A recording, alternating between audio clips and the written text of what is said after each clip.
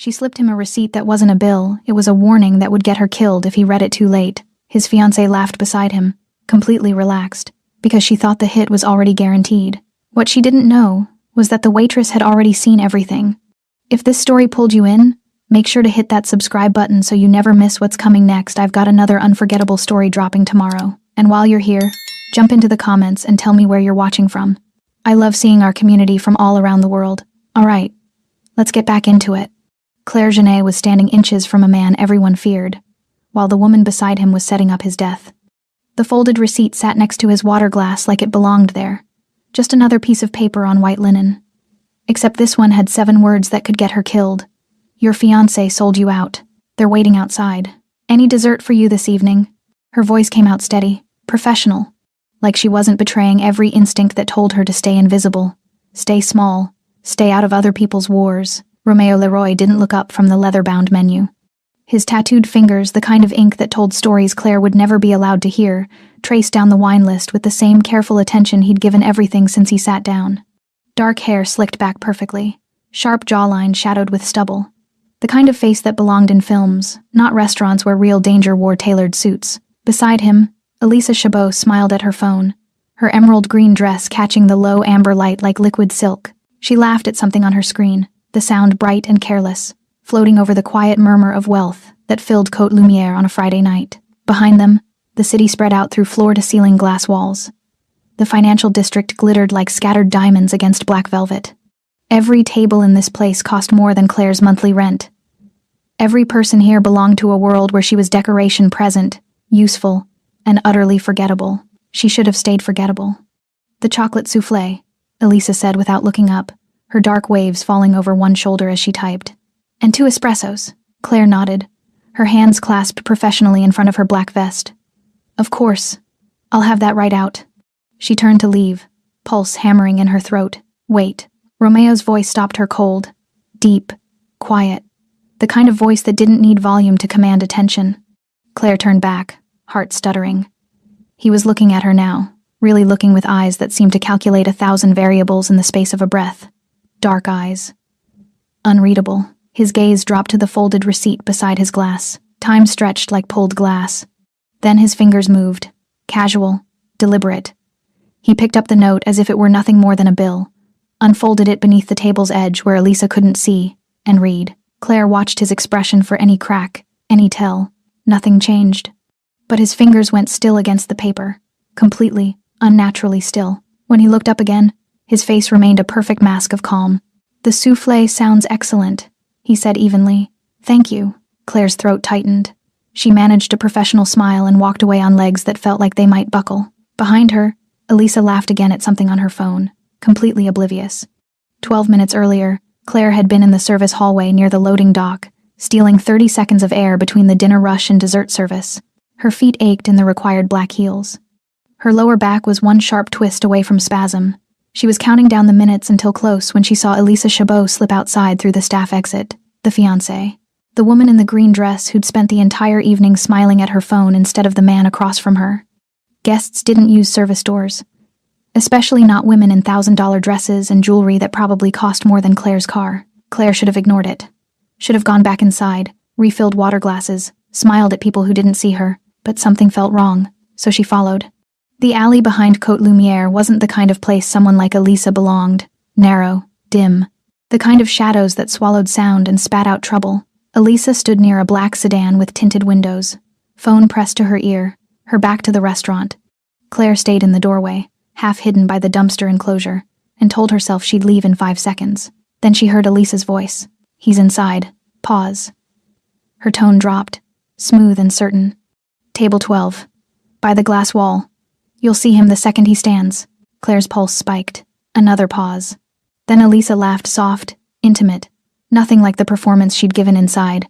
I told you I'd handle it. He doesn't suspect a thing. She switched to rapid French. Claire caught pieces de hors. Outside. Attendre. Wait. Quand il sort. When he leaves. Then one word. Crystal clear. Romeo. Claire pressed her back against the brick, heart hammering against her ribs. 2 men in dark coats emerged from the opposite side of the alley. One of them handed Elisa a slim envelope. She tucked it into her designer purse without counting it, kissed him once on the mouth long, familiar, and slipped back toward the restaurant entrance like she was returning from a smoke break. The men didn't leave. They stayed in the shadows, eyes fixed on the glass walls of the restaurant, watching, waiting, for him to walk out. Now, back in the dining room, Claire moved through her section on autopilot. She smiled at table 9, refilled wine at table 14, cleared plates at table 6. Every movement mechanical while her mind screamed. She glanced toward table 12. Romeo had placed the note face down on his lap. His posture hadn't changed. He reached for his water glass with the same measured calm he'd shown all evening. But something was different now. The way he held himself, the angle of his shoulders, like a predator that had just caught a scent. Elisa set her phone down and finally looked at him, smiling. "You've barely touched your wine. I'm pacing myself," Romeo said smoothly. "You're always so controlled." She reached across the table, fingers trailing over his wrist. "Sometimes I wonder what it would take to make you lose control." His smile was small, polite, and didn't reach his eyes. "I suppose we'll never know." Something flickered across Elisa's face. Uncertainty. Just for a second. Then it was gone, replaced by that same bright, careless smile. Claire retreated to the service station, hands shaking as she entered their dessert order into the tablet. She'd done it. She'd warned him. Now she just had to survive whatever came next. Through the glass walls, the city glittered on, indifferent to the war about to erupt inside its most expensive restaurant. The countdown had already begun. Romeo Leroy had survived 17 years in a world where hesitation meant death. He'd learned early that survival wasn't about strength or speed, it was about control. Control over your body, your expression, your breathing, the micro-movements that betrayed fear to those trained to see it. So when he read the 7 words on that folded receipt, his heart rate didn't spike, his pupils didn't dilate, his jaw didn't clench. He simply processed. "Your fiancé sold you out. They're waiting outside." 7 words. A stranger's handwriting, delivered by a waitress whose name he didn't know. It could be a lie. A test. A competitor trying to destabilize him before a meeting. In his world, paranoia was currency, and trust was the fastest way to a shallow grave. But Romeo hadn't survived this long by dismissing warnings. He set the note face down on his lap and reached for his water glass. The crystal felt cool against his palm. Solid. Real. He took a measured sip, his eyes tracking the restaurant's reflection in the glass wall beside him. 3 tables over, a man in a dark suit had been nursing the same whiskey for 40 minutes. Near the bar, another man stood with his back to the room, phone pressed to his ear, never ordering. By the kitchen entrance, 2 more pretending to wait for the restroom, but their eyes kept drifting toward table 12. Romeo had noticed them when he'd arrived, filed them away as potential problems. Now they crystallized into certainty. 4 positions, clean sightlines, exit routes covered. They weren't here for dinner. "You've barely touched your wine." Elisa's voice cut through his thoughts, light and teasing. He looked at her, then really looked. The woman he'd been sleeping beside for 6 months. Dark hair in perfect waves, smooth olive skin. That green dress that had cost him 3,000 euros when she'd pointed it out in a boutique window last month. She was beautiful in the way expensive things were beautiful. Deliberate, polished, designed to be desired. Right now, she was smiling at him with those full lips, her fingers trailing over his wrist like she had every right to touch him. "I'm pacing myself," he said smoothly. "You're always so controlled." Her smile widened, but something flickered behind her eyes. "Sometimes I wonder what it would take to make you lose control." Romeo studied her face, the slight tension at the corners of her mouth, the way her left hand kept drifting toward her purse. The phone she'd been glued to all evening, now face down on the table. She was nervous, not guilty nervous, not caught nervous. Anticipation nervous, like someone waiting for a show to start. "I suppose we'll never know," he said, his voice a shade too cold. The flicker returned. Uncertainty, just for a heartbeat. She pulled her hand back and laughed, but it sounded hollow against the restaurant's low hum. "You're in a strange mood tonight, am I?" Before she could answer, Romeo shifted in his seat, a casual movement, reaching into his jacket pocket as if searching for his phone. His fingers found the slim device there, pressed twice against the side, a silent signal. 2 quick vibrations, universal code among his men. Situation developing, standby, somewhere in this restaurant, or outside it, or in the building across the street. His security would receive that signal. They'd move into position, quietly, efficiently, the way they'd been trained. Romeo had never attended a public dinner without backup, not once in 17 years. The question wasn't whether his men were here. The question was whether Elisa knew that. He set his phone on the table, screen dark. "I'm going to the restroom." It was a test. Elisa's eyes widened slightly. Now?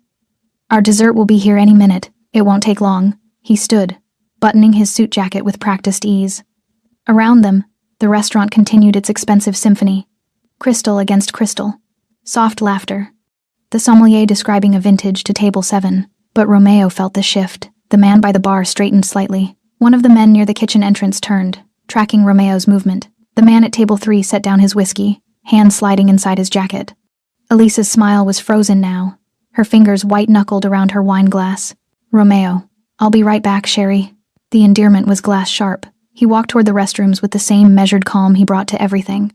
Past table 11, past the sommelier's station, past the man who'd been pretending to wait by the kitchen entrance and was now speaking rapid French into a phone. Romeo caught 2 words. Il bouge. He's moving. 3 meters from the restroom door. Romeo stopped. He turned to face the dining room, hands relaxed at his sides, and smiled. It was the smile of a man who'd just realized he was holding all the cards. Then the lights flickered.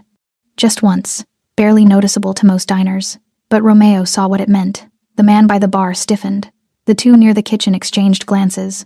At table 3, the suited man's hand emerged from his jacket empty, but tense. They'd felt it too. That subtle shift in the room's energy. The sense that something had changed in the mathematics of violence. Romeo walked back to his table. Elisa watched him approach, confusion cracking through her practiced composure. I thought you were... Changed my mind. He sat down, smoothing his napkin across his lap. The folded receipt was still there, pressed against his thigh. You know how I am. Controlled. Her laugh was brittle. Yes, you are. The waitress, the one who'd slipped him the note, appeared with their desserts. Her hands were steady now, but Romeo could see the fear underneath, the way her eyes darted toward the exits, the slight tremor in her breathing. She'd risked something by warning him. He needed to know why. As she set the chocolate soufflé in front of Elisa, Romeo caught her gaze, held it for just a second, long enough to communicate something he hoped she'd understand. I know, and I'm ready. She gave the smallest nod and retreated. Elisa picked up her fork, but she wasn't looking at the dessert. She was looking at Romeo, and for the first time all evening, the mask had slipped completely. You know, she whispered. Romeo lifted his espresso cup, the porcelain warm against his fingers. I always know, Elisa. The lights flickered again, and this time, they didn't come back on. The restaurant plunged into darkness. For 3 seconds, Côte Lumière existed in absolute black. No emergency lights, no phone screens glowing. Just the distant glitter of the city through glass walls and the sudden, sharp intake of breath from 60 wealthy diners who'd never experienced a moment they couldn't control. Then the emergency lighting kicked in dim, red-tinged, casting everyone in the color of arterial blood. Claire hit the floor. Not by choice. A hand had grabbed her vest and yanked her down behind the service station as the darkness fell. She landed hard on her knees, pain shooting up her thighs, her shoulder slamming against the wood cabinet. Stay down. The voice belonged to André, the head sommelier, a rail-thin man in his 50s who'd never spoken more than 3 words to her in 8 months. Now his hand was iron on her shoulder, his body positioned between her and the dining room like a human shield. What's happening? Claire's voice came out strangled. Something very expensive, André said quietly. Around them, chaos erupted in slow motion. A woman screamed high-pitched, genuine terror. Chairs scraped, glass shattered. Someone shouted in Russian. Another voice yelled for everyone to stay calm, which only amplified the panic. Through the red-lit gloom, Claire saw movement at table 12. Romeo hadn't moved. He sat exactly as he had when the lights died, espresso cup still raised halfway to his lips, his expression carved from stone. Elisa had pushed back from the table, her chair tipped at an angle, her face a mask of confusion and something else. Fear, real fear. The man from the bar was moving now, hand inside his jacket, pushing through panicked diners toward the exit. One of the men near the kitchen had produced a phone, its screen dark, speaking urgently into it like he was trying to reach someone who wasn't answering. The third man, the one from table 3, was reaching for something in his coat when he froze mid-movement. Someone had put a gun to the base of his skull. The someone was a woman in a server's uniform identical to Claire's, except Claire had never seen her before. Hands on the table, the woman said pleasantly, in French. Slowly, the man complied, his face draining of color in the emergency lighting. All around the restaurant, Claire began to see them. People who'd been invisible minutes ago, now moving with lethal precision. A busboy who wasn't a busboy blocked the main entrance, hands loose at his sides in a stance that promised violence. A woman in an evening gown had produced a compact pistol from her purse and was calmly directing diners away from the windows. Near the kitchen, a man in chef's whites had somehow materialized a tactical baton. They'd been here the whole time, hidden in plain sight, watching, waiting. Romeo's people. Mon Dieu, André breathed beside her. He really did come prepared. At table 12, Romeo finally moved. He set down his espresso cup with a soft click, pulled his napkin from his lap, and folded it precisely on the table. Then he stood, buttoning his suit jacket like he was preparing to leave after a pleasant meal. He looked directly at Elisa. "You should have asked for more money," he said quietly. "If you're going to sell someone out, at least make it worth the risk." Elisa's face crumpled. "Romeo, I don't." The single word carried enough weight to silence her. "We'll talk, but not here." Outside, through the glass walls, Claire saw it happen. The men in the alley, the ones who'd been waiting for Romeo to walk out, the ones who'd paid Elisa to set him up, were on the ground, surrounded, hands behind their heads. Dark figures moved around them like shadows given form, efficient and silent. It had taken less than 2 minutes. The ambush had been ambushed. A new voice cut through the restaurant's chaos, amplified and authoritative. "Ladies and gentlemen, please remain calm. This is a private security matter. You are not in danger. Please stay seated and follow the instructions of our personnel." The voice came from a man who'd just entered through the kitchen, tall, silver-haired, wearing a tailored suit that probably cost more than Claire's annual salary. He moved like someone accustomed to command, and the panic in the room began to crystallize into confused compliance. Romeo walked past Claire's hiding spot without looking at her, heading toward a private door behind the sommelier's station.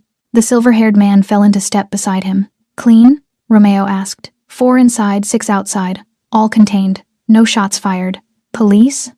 10 minutes out. We'll be gone in 5. Romeo nodded. Then he stopped, turned, and looked directly at Claire. She was still on the floor, André's hand still on her shoulder, her vest twisted and her knees screaming. She must have looked like exactly what she was, a terrified waitress who'd stumbled into something she couldn't begin to understand. But Romeo's eyes held something she hadn't expected: recognition. "Bring her," he said to the silver-haired man. "Sir, the waitress. Bring her, now." Claire's stomach dropped. "No, not a request." Romeo's voice was soft but absolute. Then he disappeared through the private door. The silver-haired man approached, and despite every instinct screaming at her to run, Claire knew there was nowhere to go. She was surrounded by armed professionals in a locked restaurant. The police were coming, and she'd just become the most important witness to whatever this was. André released her shoulder. "Go," he said quietly. "You don't want to be here when the authorities arrive with questions." 2 of Romeo's people, a man and a woman, both wearing server uniforms, flanked Claire as she stood on shaking legs. They didn't grab her, didn't threaten. They simply guided her toward the private door with the polite insistence of people escorting a VIP. Behind her, the restaurant was a tableau of frozen chaos.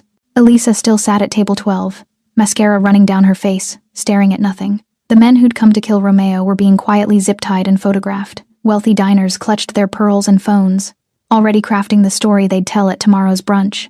And Claire walked through the door into a hallway she'd never seen before, following a man she'd saved without understanding why. The countdown hadn't ended. It had just begun. The private room behind Côte Lumière was nothing like the dining room's elegant opulence.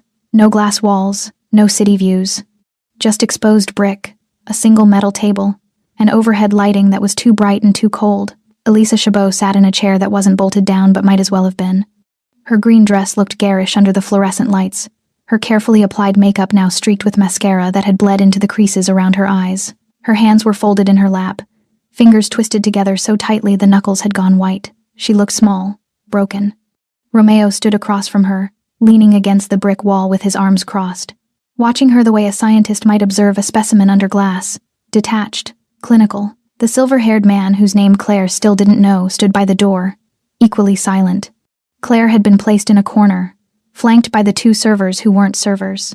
Nobody had told her why she was here. Nobody had explained anything. She was simply expected to stand and watch, a witness to whatever was about to unfold. "I loved you." Elisa's voice cracked on the last word, her French accent thicker with emotion. "You have to believe that." Romeo didn't move. "I don't have to believe anything. It wasn't supposed to happen like this." Tears spilled over, fresh tracks cutting through her ruined makeup. "He said he promised he would only talk to you. Negotiate. That's all. Just negotiate." "Negotiate," Romeo's voice was flat, with 6 armed men and exit routes blocked. "I didn't know about that part. I swear to you, Romeo, I didn't know." "Stop." He pushed off the wall, taking a single step toward her.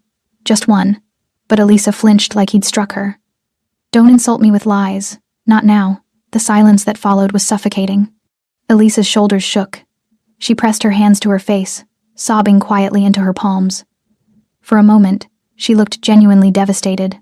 Lost. Then Romeo spoke again, softer this time. Tell me about him. Elisa's hands dropped. Her eyes were red-rimmed, desperate. What? Your ex. The one who set this up. Tell me about him. Something shifted in Elisa's expression. The grief remained, but underneath it, Claire saw something else. Something older and more complicated. His name is Julien Mercier, Elisa whispered. We were together for 4 years. He left me 3 years ago. No explanation. Just gone. Her voice dropped lower. I thought I'd never see him again. Until 2 months ago. Elisa's fingers twisted together again. He showed up at my apartment. He said he'd made a mistake. That leaving me was the biggest regret of his life. That he'd spent 3 years trying to become worthy of me. Romeo's jaw tightened almost imperceptibly. And you believed him. I wanted to. The words came out broken. God, I wanted to so badly. Do you know what it's like to be left without answers? To spend years wondering what you did wrong? So you slept with him. It wasn't a question. Elisa's face crumpled. Yes. While you were with me. Yes. And when did he ask you to betray me? The question hung in the air like a blade. Elisa was crying openly now, mascara and foundation mixing into a grotesque mask. The 3rd time, he said. He said you were the reason he'd left. That he'd discovered who you were, what you were, and he couldn't risk being connected to me anymore.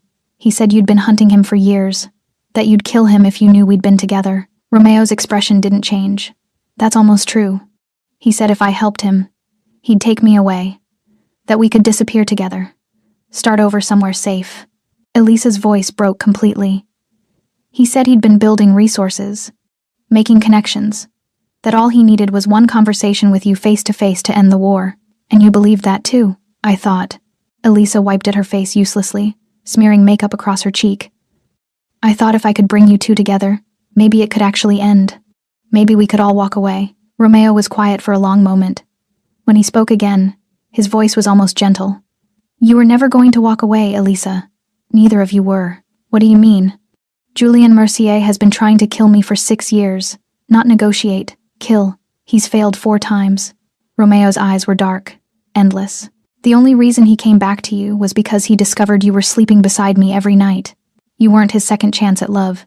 You were his 5th chance at murder. The words landed like bullets. Elisa's face went slack. No. He used you. Completely. The money he gave you was a down payment on your complicity. The sex was manipulation. The promises were lies. Romeo crouched down so he was at eye level with her. And the moment I walked out of that restaurant tonight, you would have been a liability. Do you understand what happens to liabilities in his world? Elisa was shaking her head slowly, denial and realization warring across her features. He wouldn't. He already ordered it. Romeo nodded to the silver-haired man, who produced a phone and tapped the screen twice. Audio filled the small room a recording, crystal clear. Julian's voice. Once Leroy's down, clean up the woman too. Make it look like she was caught in the crossfire. Another voice. The fiancé. Julian. She's a witness. And she's stupid. We can't risk her talking. The recording ended. Elisa's breath came in short, sharp gasps. Her hands flew to her throat like she couldn't breathe, like the walls were closing in. No. No, no, no, no. He was going to kill you, Elisa. Romeo stood, straightening his suit jacket. The only reason you're still breathing is because a waitress decided to slip me a note. Elisa's eyes found Claire's across the room. The look was hollow, destroyed. Claire felt something twist in her chest. Not pity, exactly, but recognition. She'd just watched a woman realize she'd sold her life for a lie. Romeo walked to the door, then paused. You're free to go. Elisa looked up sharply. What? Leave. Tonight. Disappear. I don't care where. His voice was ice. But if I ever see you again, if you ever speak my name to anyone, there won't be a warning. Romeo. We're done, Elisa. He walked out without looking back. The silver-haired man gestured toward a second door. There's a car waiting downstairs. It'll take you wherever you want to go. Elisa sat frozen for a moment longer. Then she stood on trembling legs and walked toward her exit, a ghost in a green dress. She didn't look at Claire as she passed. And just like that, she was gone. Claire stood in the corner of the cold brick room, Her uniform vest twisted from when she'd been pulled to the floor, her knees still aching from the impact. The door Elisa had disappeared through clicked shut with a finality that made Claire's stomach turn. She was alone now. Alone with Romeo Leroy and his people in a room she hadn't known existed, in a situation she couldn't begin to process. The silver-haired man glanced at Romeo. "Sir, we need to move. Police will be inside the main restaurant in 3 minutes." "Give me 2. Romeo turned to Claire for the first time since Elisa had left. "You, come here." It wasn't a request. Claire's legs felt like water, but she forced herself to move. The 2 server guards stepped aside, letting her pass. She stopped 3 feet from Romeo, close enough to see the fine details of his neck tattoo, some kind of script in a language she didn't recognize, and far enough to run if running would do any good, which it wouldn't. Up close, Romeo Leroy was even more imposing than he'd been from across the dining room, taller than she'd realized, broader through the shoulders. His dark eyes tracked her with an intensity that made her feel dissected. "What's your name?" His voice was quieter now, without the cold edge he'd used on Elisa. Claire Genet. "How long have you worked at Côte Lumière?" 8 months. You followed Elisa outside. It wasn't a question. Why? Claire's throat was dry. She went through the staff exit. Guests don't do that. It felt wrong. So you followed her into an alley. Romeo tilted his head slightly. That was dangerous. I know. Do you? He took a step closer. You overheard a murder plot. You saw her take payment. You heard them confirm I was the target. And then you came back inside and warned me. Another step. Why? The question hung between them like a test. Claire's hands were shaking. She clasped them together, trying to steady herself. Because I couldn't watch someone walk into that. Even if what? Even if I didn't know who you were. Even if you're, she swallowed hard. Even if you're dangerous. Something flickered across Romeo's face. Not quite a smile. Not quite approval. You thought I was dangerous, and you warned me anyway. I thought you were human, Claire said quietly. And those men were going to kill you. The silver-haired man cleared his throat. Sir, 2 minutes. Romeo didn't look away from Claire. What did you think would happen? After you gave me that note? I don't know. I didn't think past that moment. I saw what was happening and Her voice cracked. I just couldn't do nothing. Most people can. Romeo studied her face like he was searching for something. Most people are very good at doing nothing. At staying invisible. At protecting themselves. He paused. You chose differently. I chose to not let someone die in front of me. Claire's fear was giving way to something else now. Exhaustion. The crash of adrenaline leaving her system. I didn't choose any of this. No, Romeo agreed. But you're in it now. The words landed with the weight of a verdict. Claire felt her knees wobble. What does that mean? It means you're a witness. To the setup. To the failed hit. To everything that happened here tonight. Romeo's voice was matter of fact. The police are going to want to talk to you. So are Julien Mercier's people. Once they realize their operation failed. And they will realize it. They'll want to know how I knew. How their plan fell apart. I'll tell the police I didn't see anything. I'll say, they won't believe you. The silver-haired man spoke for the first time, his tone not unkind. You were working the section. You served the table. There are cameras in the dining room. They'll see you approach, see you leave something, see Monsieur Leroy read it. They'll have questions. Claire's breath came faster. Then what am I supposed to do? That depends, Romeo said. On what? On whether you want to survive this. The room felt too small suddenly, too bright. Claire could hear her own heartbeat in her ears, could feel the panic starting to claw its way up her throat. I just wanted to help. I know.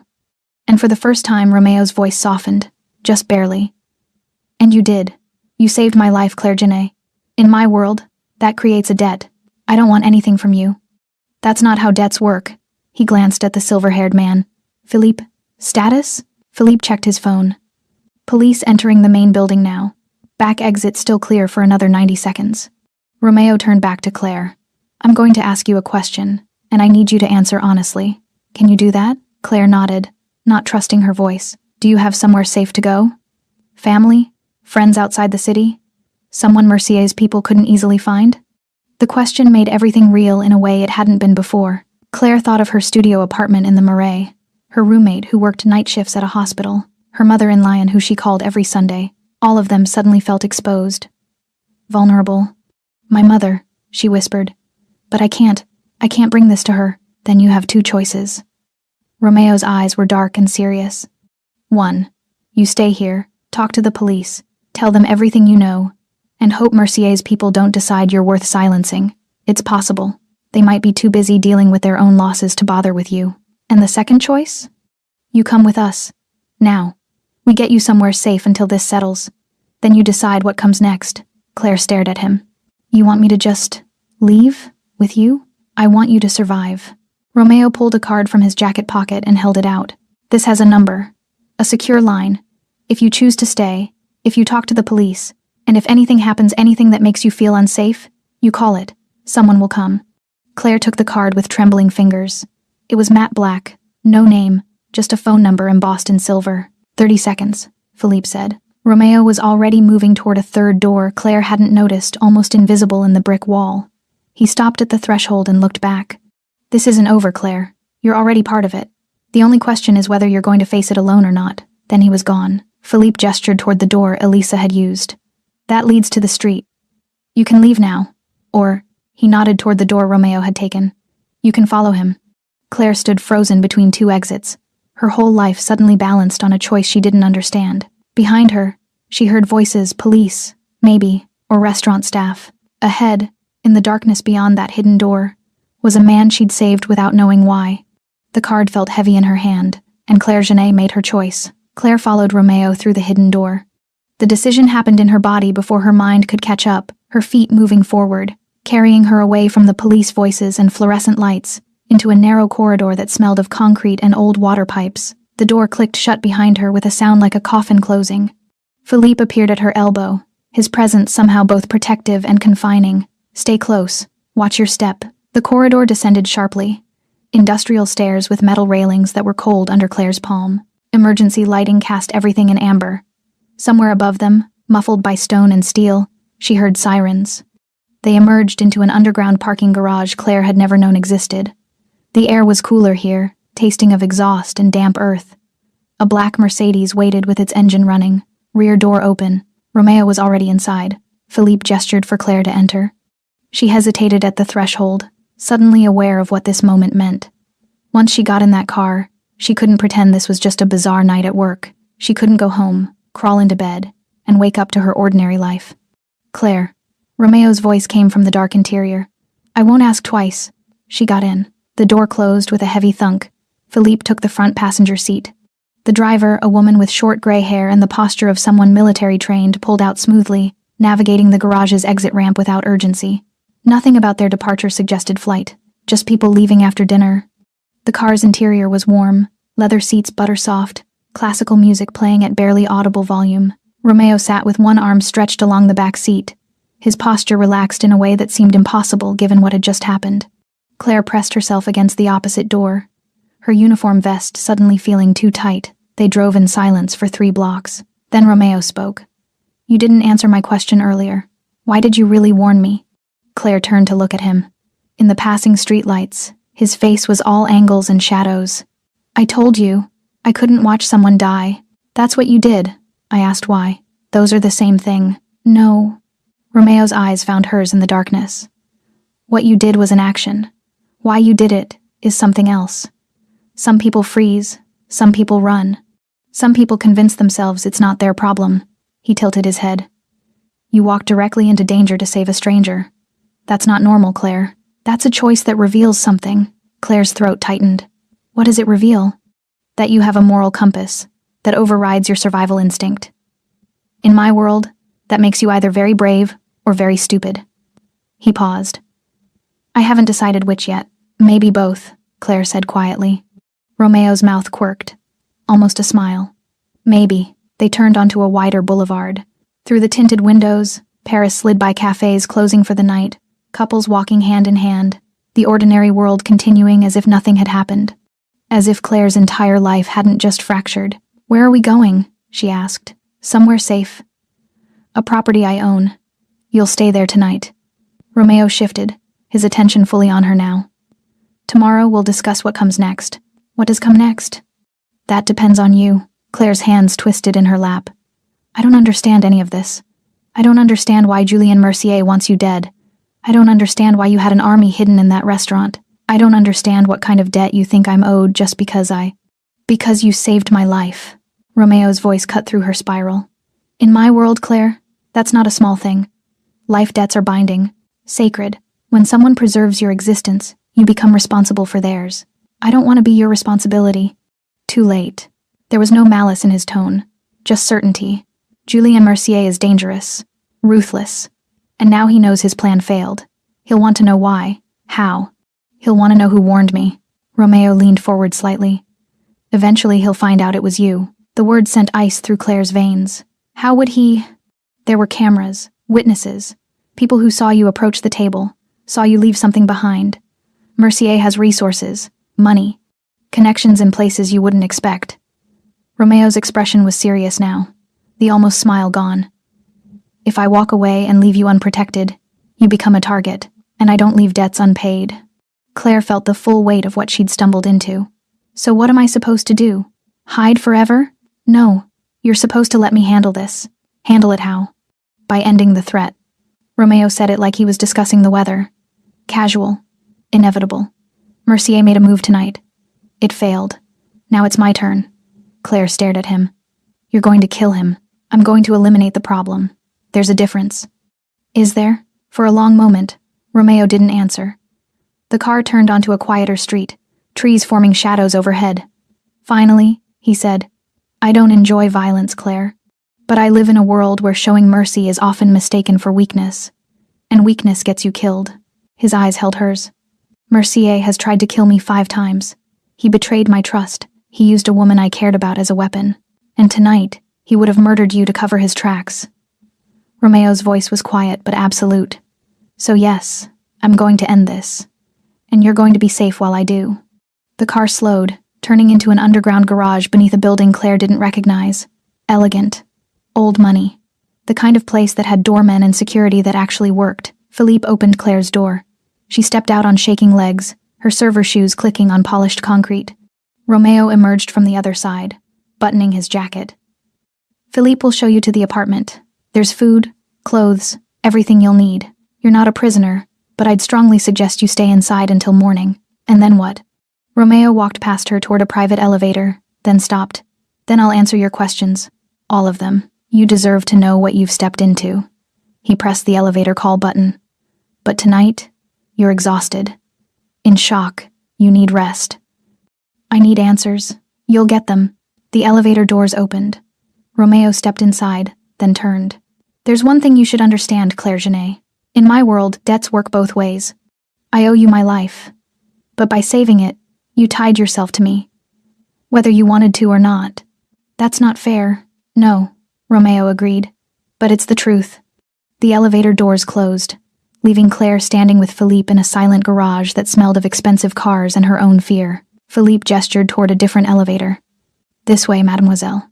You'll be safe here. I promise you that. Claire followed because she had no other choice. But safety, she was beginning to understand, was a relative term. And in Romeo Leroy's world, nothing came without a price. Across the city, in a penthouse suite overlooking the Seine, Julien Mercier paced like a caged animal. His phone was dark on the glass table, silent for the past 40 minutes. 40 minutes since his men were supposed to confirm the kill. 40 minutes since Romeo Leroy should have been bleeding out on the pavement behind Côte Lumière. 40 minutes of silence was 40 minutes too long. Julien was a tall man, lean in the way of distance runners, with the kind of sharp features that women found compelling and men found untrustworthy. His dark hair was pushed back from his face, showing the silver just beginning at his temples. He wore €1,000 casual black jeans, a silk shirt unbuttoned at the collar, the uniform of someone who'd clawed his way up from nothing and wanted everyone to know he'd arrived. But tonight, the carefully constructed image was cracking. He reached for his phone again, then stopped himself. Calling would show weakness, desperation. In his world, you never revealed your hand until you knew what cards the other player held. The problem was, he didn't know anymore. His second phone, the burner he used for sensitive communications, buzzed on the sofa. Julien grabbed it like a lifeline. Tell me. His voice was controlled. Barely. The voice on the other end was rough, breathless. It went wrong. All of it. They were ready for us. Julien's jaw clenched. Define ready. Leroy had people everywhere. Inside the restaurant, outside, in the buildings across the street. The second we moved into position, they moved on us. Professional, military grade. A pause. We lost everyone, Julian. All 6 men, contained before they could even draw weapons. The words hit like physical blows. 6 men. 6 trained operatives he'd spent weeks recruiting, positioning, paying. Gone in minutes. What about the woman? Julian's voice dropped to something dangerous. Tell me Elisa is dead. I don't know. I wasn't inside.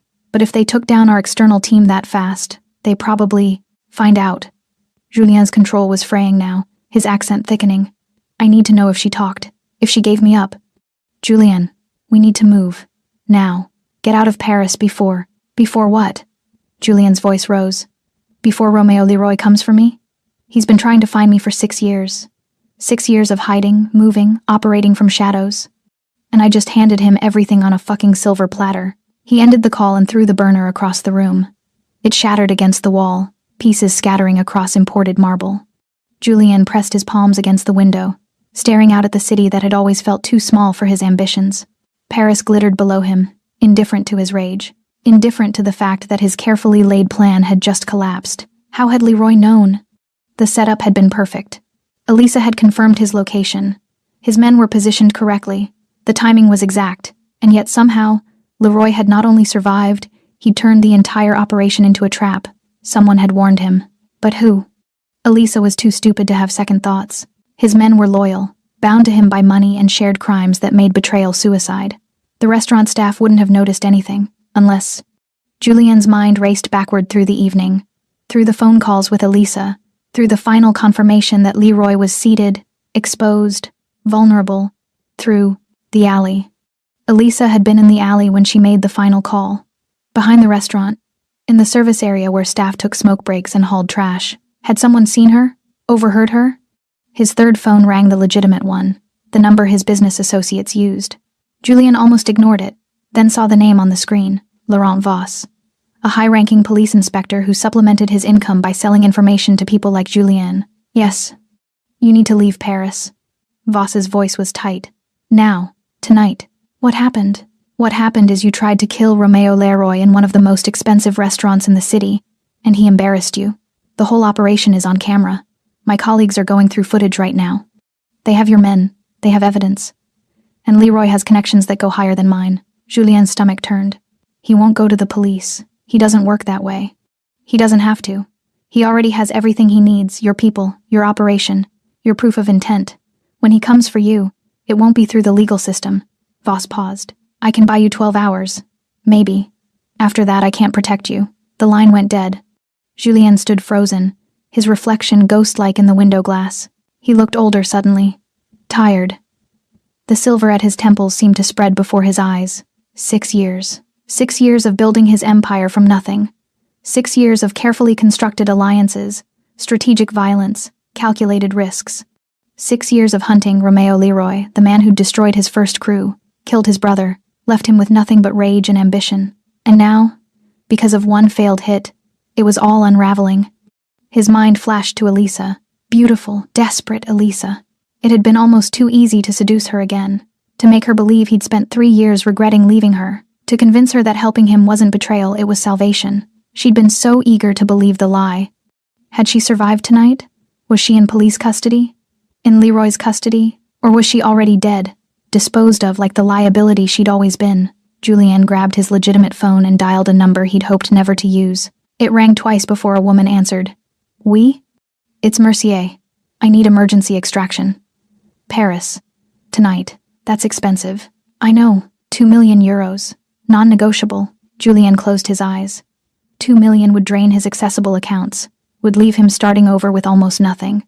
But starting over alive was better than staying here dead. Done. Send the details. He ended the call and moved through the penthouse with mechanical precision. Grabbed the go-bag he'd kept packed for 6 years. Pulled cash from the hidden safe. Destroyed the SIM cards in his remaining phones. But even as he prepared to run, his mind was spinning. This wasn't over. Leroy thought he'd won. Thought he'd crushed the threat. But Julien Mercier hadn't survived this long by giving up after one failure. He'd regroup. Rebuild. And next time he'd be smarter. More careful. Next time, he'd make sure there were no witnesses. No warnings. No waitresses who saw too much. Because that's what this had to be, didn't it? Someone at the restaurant had seen something. Heard something. warned Leroy before the hit could happen. Julien pulled up the last photo Elisa had sent him taken from inside Côte Lumière, showing Leroy at his table by the window. He zoomed in, scanning the background. There, in the frame's edge, a woman in server's uniform. Dark hair pulled back. Young, unremarkable, standing at the service station, looking toward Elisa's table. Julien's blood went cold. He took a screenshot, sent it to his one remaining operative, a woman named Céline who specialized in research, not violence. His message was simple. Find out who she is. The response came back in 3 minutes. Claire Genet, age 26, waitress at Côte Lumière, for 8 months. Lives in the Marais. No criminal record, no obvious connections to Leroy. Julien stared at the name, Claire Genet. A nobody, a waitress, someone who should have been invisible, someone who just destroyed everything he'd built. He saved her information to his encrypted drive, then deleted the messages. But her face was burned into his memory now. Claire Genet had cost him his revenge, his money, his men, his position, and when he came back, when he rebuilt, she'd be the first debt he collected. Julien Mercier grabbed his bag and walked out of the penthouse without looking back, but he carried her name with him into the darkness, and in his world, names were targets. The apartment Romeo had taken Claire to was nothing like her cramped studio in the Marais. Floor-to-ceiling windows overlooked a private courtyard garden, hardwood floors that probably cost more than her car, furniture that looked like it belonged in a museum. Everything was cream and gold and perfectly, intimidatingly clean. Claire stood in the center of the living room, still wearing her rumpled server's uniform, and felt like a stain on expensive fabric. Philippe had left her with instructions. Shower, eat, rest. He'd pointed out the bedroom, the kitchen stocked with food she'd never be able to afford, the closet, with clothes in exactly her size, which should have been comforting but instead felt invasive. How did they know her size? How long had Romeo been planning for contingencies like this? Claire walked to the window, pressing her forehead against the cool glass. Below, the courtyard was empty, lit by antique street lamps that cast everything in amber. It was beautiful, serene, and she felt like she was drowning. Her phone buzzed in her pocket the first time since she'd left the restaurant. She pulled it out with shaking hands. 17 missed calls, 32 texts. Her roommate. Where are you? Police came by asking about you. Her manager at Côte Lumière. Claire, call me immediately. This is serious. Her mother. Cherie, I saw the news about the restaurant. Please tell me you're okay. And one number she didn't recognize. We know who you are, Claire Genet. We know what you did. The phone slipped from her fingers, clattering against the hardwood. Claire backed away from it like it was a snake, her breath coming fast and shallow. Someone knew. Someone had already found her name, her connections, her life. She grabbed the phone and pulled up the black card Romeo had given her. Her fingers trembled as she dialed the number. It rang once. Claire.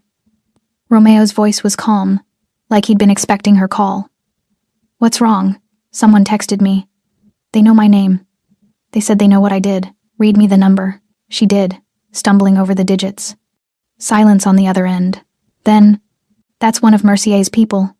He's already hunting you. The room tilted. Claire sat down hard on the cream sofa. How did he find me this fast? You were visible tonight. In the restaurant, near the table. Cameras would have caught you. Romeo's voice was matter of fact. Mercier's smart. He would have reviewed everything, looking for how his plan failed, and he would have found you. So what do I do? Nothing. You stay exactly where you are. Don't respond to that message. Don't call anyone back. Don't go online. A pause. And don't leave that apartment. For how long? Until I tell you it's safe. Claire felt something crack inside her chest. This is my life, Romeo. My mother is worried. My roommate is scared. The police want to talk to me. I can't just disappear. You can, and you will. His voice hardened. Because the alternative is Mercier finds you before I find him. And if that happens, Claire, you don't get to have a life anymore. Do you understand? She understood. God help her. She understood perfectly. I'll have someone reach out to your mother, anonymously. Let her know you're safe, but can't talk yet. Your roommate will be fine. The police don't suspect her of anything. And your manager. Romeo's tone shifted slightly. Côte Lumière is being compensated for tonight's disruption. You won't be fired. That's not the point. Then what is the point? Claire's voice broke. The point is, I was invisible. Nobody noticed me. Nobody cared who I was or what I did. I was just there, part of the background. And now now you're real, Romeo finished quietly. Now you matter. And that terrifies you. The words hit harder than she expected. Claire pressed her hand over her mouth, fighting tears. Because he was right. She'd spent 26 years being forgettable. Average height, average looks, average job. She'd never been the smartest or the prettiest or the most talented. She'd just been Claire. Invisible. Claire, who served expensive dinners and went home alone and never made waves. And in one night, she'd become someone people were hunting. I didn't ask for this, she whispered. I know. Romeo's voice was gentler now. But you chose it anyway. When you followed Elisa outside, when you slipped me that note, you chose to be seen. I chose to save your life. Same thing. Claire wiped at her eyes roughly. Is it always like this? Your world? This violent? This scary? Yes, the honesty was almost worse than a lie would have been. How do you live like this? Claire asked. You learn to accept it. That violence isn't the exception, it's the baseline. That trust is earned in blood. That the people who want you dead are sometimes the ones sleeping beside you. He paused. And you learn that the only way to survive is to be smarter, faster, and more ruthless than everyone trying to kill you. I'm not any of those things. No, but I am. Romeo's voice was absolute. Which is why you're going to stay in that apartment. Stay safe. And let me handle Julien Mercier. Claire looked around the beautiful prison she'd walked into. And then what? After you handle him? Then you get to decide who you want to be. What does that mean? It means you have a choice, Claire. You can go back to being invisible. Back to your apartment, your job, your ordinary life. I'll make sure you're protected. That no one ever connects you to tonight. You'll be safe. Or, Romeo was quiet for a long moment. Or you accept that you're not invisible anymore. That you've seen too much, learned too much, to pretend you don't understand how the world really works, and you decide what you want to do with that knowledge. Claire's throat tightened. You're asking me to choose a life I don't understand. I'm asking you to acknowledge the life you've already chosen. By slipping me that note, you stepped across a line most people never even see. Now you're on the other side. The only question is whether you're going to spend the rest of your life running from it or learning to navigate it. That's not fair. Nothing about tonight has been fair. Romeo's voice was firm but not cruel. But it's real. And ignoring reality doesn't make it go away, it just makes you vulnerable to it. Claire stared at her reflection in the darkened window. She looked small, lost. Nothing like someone who belonged in this world of violence and debts and impossible choices, but she also looked alive, more alive than she'd felt in years. Get some rest, Romeo said. Tomorrow we'll talk more. For tonight you're safe. I promise you that. How can you promise that? Because anyone who wants to hurt you has to go through me first. And Claire? His voice dropped lower. I don't lose. The line went dead. Claire sat in the silent apartment, her phone dark in her hand, and finally let herself cry. Not from fear, though fear was there. Not from anger, though anger was there too. But from the terrifying realization that Romeo was right. She wasn't invisible anymore. She'd never be invisible again. And somewhere deep inside, beneath the fear and confusion and exhaustion, a small part of her wondered if maybe, just maybe, she didn't want to be. Morning came to Paris in shades of pearl and gold. Claire woke in a bed that felt like sleeping on clouds, in a room that smelled faintly of lavender, to sunlight streaming through windows she'd forgotten to close. For 3 perfect seconds, she thought last night had been a nightmare. Then she saw her server's uniform crumpled on the chair, and reality crashed back. She showered in a bathroom with heated floors and water pressure that felt like a massage. Found clothes in the closet that fit perfectly black jeans, a soft cashmere sweater, boots that were broken in but quality. Someone had thought of everything. It made her skin crawl. The kitchen was equally perfect. Fresh croissants in a warming drawer, coffee that ground itself at the touch of a button, orange juice that probably cost more per glass than she made in an hour. Claire ate standing at the counter, too nervous to sit, watching the courtyard below for threats she wouldn't recognize if she saw them. At precisely 9 o'clock, the apartment door opened. Claire spun, heart hammering, but it was Philippe. He carried a leather folder and the same calm competence he'd shown last night. Mademoiselle Genet, I trust you slept well? Not really. Understandable. He set the folder on the counter. Monsieur Leroy will be here within the hour. He wanted me to brief you first on what's happened since last night. Claire's stomach tightened. Mercier has left Paris. We tracked him to a private airfield outside the city. He boarded a plane to Marseille at 4 this morning. Philippe's expression was neutral. He's running. That's good, right? It's expected. But it doesn't mean he's no longer a threat, just a more distant one. Philippe opened the folder, revealing documents and photographs.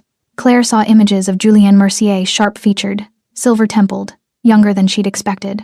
Crime scene photos from the restaurant, police reports with sections redacted in black, and a photograph of herself, taken from restaurant security footage, slipping the note beside Romeo's glass. "This image has been suppressed," Philippe said.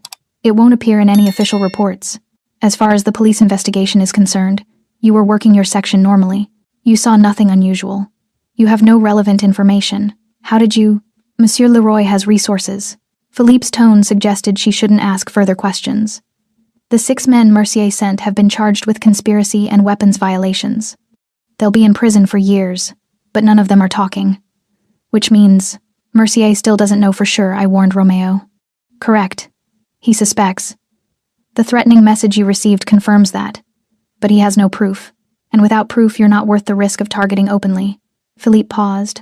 "However, if you were to surface publicly, speak to press, testify in court, anything that confirms your involvement, that calculation changes." Claire felt the cage close tighter.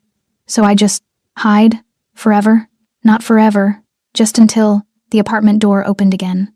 Romeo entered like he owned the space, which he did. He'd changed since last night, dark jeans, a fitted black shirt, casual but somehow more intimidating than the suit. His tattoos were visible now, crawling up his neck and disappearing under his collar. He looked younger in daylight. "Harder. Philippe, give us the room." Philippe nodded and left without a word, taking the folder with him. Romeo walked to the kitchen, poured himself coffee with the ease of someone who'd done this 1,000 times. "You look better, more rested." "I look terrified." "That too." He leaned against the counter, studying her. "But alive, that's what matters." Claire crossed her arms. "Philippe says Mercier left Paris." "He did. So it's over." "No." Romeo's voice was flat. "It's just beginning." The words sent ice through her chest. "What does that mean?" "It means Julienne Mercier spent 6 years building an organization designed to destroy me. Last night was just one move in a much longer game." Romeo sipped his coffee. "He failed. He lost resources. He's wounded, but he's not dead, and wounded animals are the most dangerous. So what happens now? Now I finish what he started." Romeo set down his cup. "I've been playing defense for 6 years, reacting to his moves, protecting my interests, but last night changed the rules. He went after me in public. He involved innocent people. He showed me exactly how desperate he's become, and desperation makes people predictable." Romeo's eyes were dark, calculating. "I know where he'll run, who he'll contact, what resources he has left, and I'm going to systematically dismantle everything he's built until he has nowhere left to hide." Claire's voice came out smaller than she intended. "You're going to kill him. I'm going to remove the threat he represents. How that happens depends on the choices he makes. That's the same thing." Romeo pushed off the counter, closing the distance between them. "No, it's not. If Mercier surrenders, if he leaves France, abandons his vendetta, disappears completely, I'll let him live. Broken, but alive." He stopped 2 feet from her. "But if he keeps coming, if he keeps threatening people under my protection, then yes, I'll kill him, because that's what survival looks like in my world." Claire met his eyes. "And what about my world? What about it?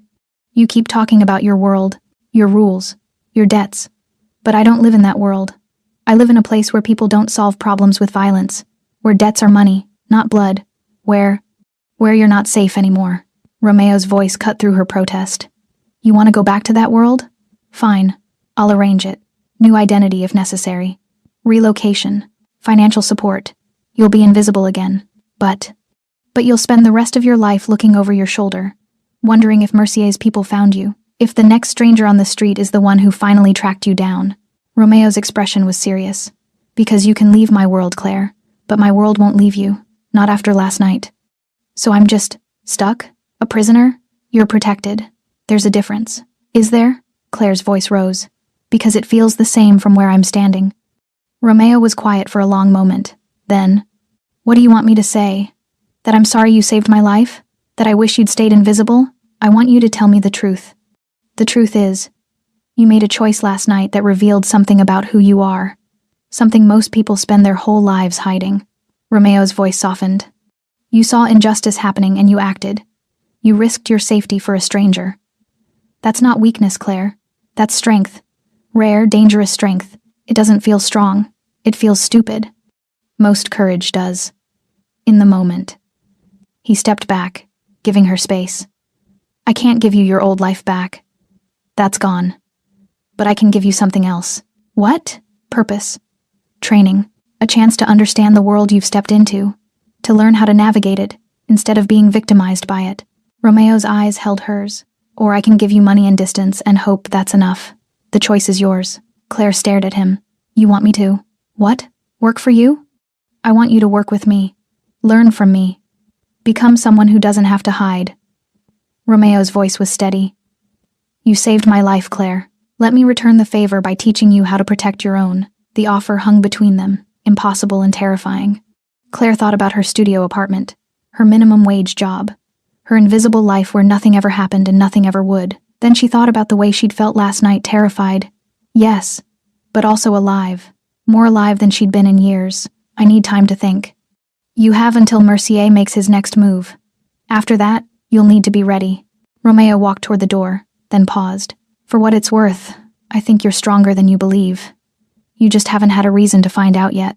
And if I'm not, then you'll learn, or you'll die. He said it without cruelty. Just fact. That's how my world works. The door closed behind him, leaving Claire alone with the most important decision of her life, and no idea which choice would save her. 3 days later, Claire stood in a private training facility beneath one of Romeo's legitimate businesses, a security consulting firm that operated 3 floors above their heads. The space was industrial. Concrete floors, fluorescent lighting, equipment that looked both expensive and intimidating. Punching bags hung from reinforced beams. Weapons lined one wall behind glass. Exercise mats covered half the floor. And Claire, still wearing the clothes someone else had chosen for her, felt completely out of place. Philippe stood beside a compact woman with silver-shot hair and the posture of someone who'd seen combat. This is Simone. She'll be handling your training. Simone looked Claire up and down with the clinical assessment of a surgeon examining a patient. You're smaller than I expected. Good. People underestimate small. Training for what? Claire's voice sounded thin in the large space. Survival. Simone began walking a slow circle around her. Situational awareness. Self-defense. Threat assessment. How to disappear in a crowd. How to spot surveillance. How to know when someone wants to kill you before they get close enough to try. Claire's stomach turned. This is insane. This is necessary. Romeo's voice came from the doorway. He entered with the same quiet confidence he brought everywhere, dressed for training in dark athletic wear that made him look even more dangerous. Mercier is still out there. His organization is wounded but operational, and you're still a target. You said he left Paris. He did, but he'll come back. Or he'll send someone. And when that happens, you need to be ready. I can't fight. Claire's hands were shaking now. I can barely throw a punch. How am I supposed to? You're not supposed to fight.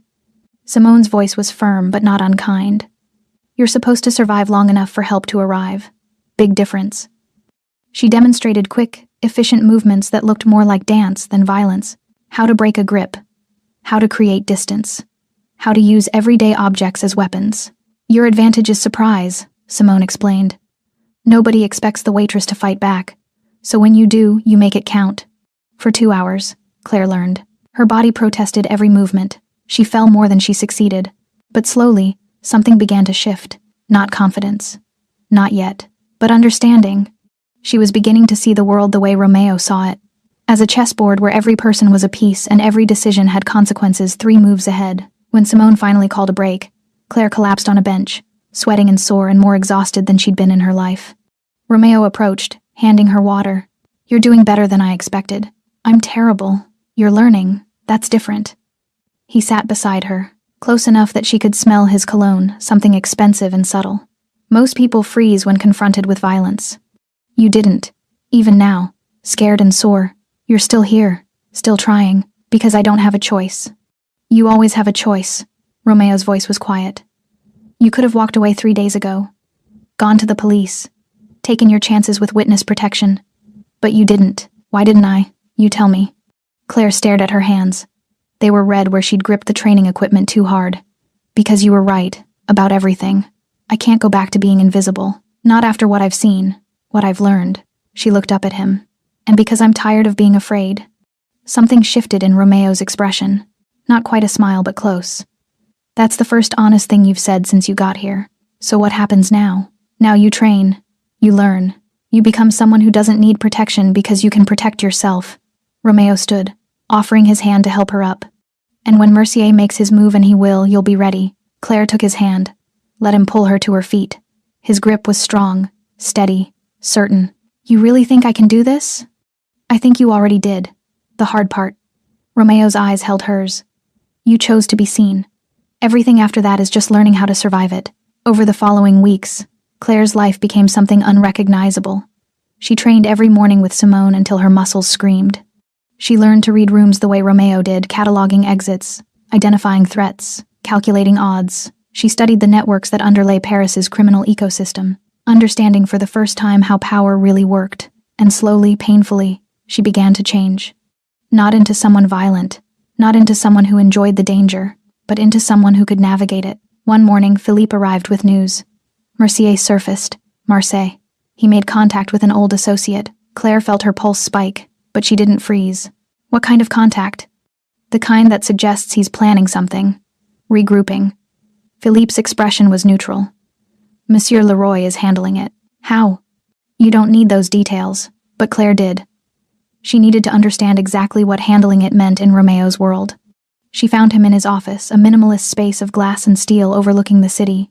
He was on the phone speaking rapid French, but he gestured for her to enter. When he finished the call, he turned to face her. You heard. I heard. What does handling it mean? It means Mercier's attempt to rebuild is being systematically dismantled. His financing is frozen. His contacts are disappearing. His safe houses are being exposed. Romeo's voice was matter-of-fact. In 3 days, he'll have nothing left but surrender or death. And if he surrenders, then he lives, in exile, broken. Romeo studied her face. You disapprove. I don't know what I think anymore. Claire walked to the window, looking out at Paris spread below them. A month ago I served food. I smiled at customers. I went home alone. Now I'm learning how to identify surveillance and disable attackers, and I'm standing in the office of a man who's destroying someone's entire life. He tried to destroy mine first. I know. Claire pressed her forehead against the glass. I just wonder who I'm becoming. Romeo came to stand beside her. You're becoming someone who understands that morality isn't simple. That protecting the people you care about sometimes requires difficult choices. That survival isn't always clean. Is that supposed to be comforting? No, it's supposed to be true. They stood in silence for a moment, watching the city. Then Claire said quietly, Thank you. For what? For not letting me die. For teaching me to survive. She struggled for words. For seeing me when I needed to be seen. Romeo's expression softened. You saved my life, Claire. Everything after that is just me returning the favor. Is it? She turned to face him. Or is it something else? The question hung between them, heavy with implications neither was ready to name. Before Romeo could answer, his phone rang. He glanced at the screen and his expression hardened. It's done. Mercier surrendered. Claire felt something release in her chest. So it's over. For now. Romeo pocketed the phone. He's leaving France, Europe. We've arranged passage to South America with the understanding that if he ever returns, the deal is void. And you believe he'll honor that? I believe he wants to live more than he wants revenge. Romeo's voice was certain. And if I'm wrong, I'll handle it. Claire nodded slowly. What happens to me now? That's your choice. Romeo moved closer. You can go back. Resume your life. I'll make sure you're protected, even from a distance. Or you stay. Keep training. Keep learning. His eyes held hers. I could use someone with your instincts. Someone who sees what others miss. Someone who acts when action is required. You want me to work for you. I want you to work with me. As a partner. Not an employee. The offer was impossible. Insane. Everything Claire had been raised to believe she shouldn't want. But standing in that office, looking at the man who'd changed everything by simply surviving her warning, she realized something fundamental. She didn't want her old life back. She wanted this one. I'll stay, Claire said, but on one condition. Name it. You teach me everything. No secrets. No protection. I want to understand this world completely. Romeo smiled, the first genuine smile she'd seen from him. Deal. He offered his hand. Claire took it, sealing a partnership that had begun with a folded receipt and 7 words. Outside the window, Paris glittered in afternoon light, the same city she'd always known but would never see the same way again. She wasn't invisible anymore. She was Claire Genet, the woman who'd changed the board, saved a life, and found her own in the process. And that, She was beginning to understand, was exactly who she was meant to be. Thanks for staying with this story right till the final moment. You're the reason these stories come alive. If you're ready for another powerful journey, just tap the next video on your screen. And before you go, leave a quick comment and rate this story from 1 to 10. I'm excited to see your thoughts and connect with you down there.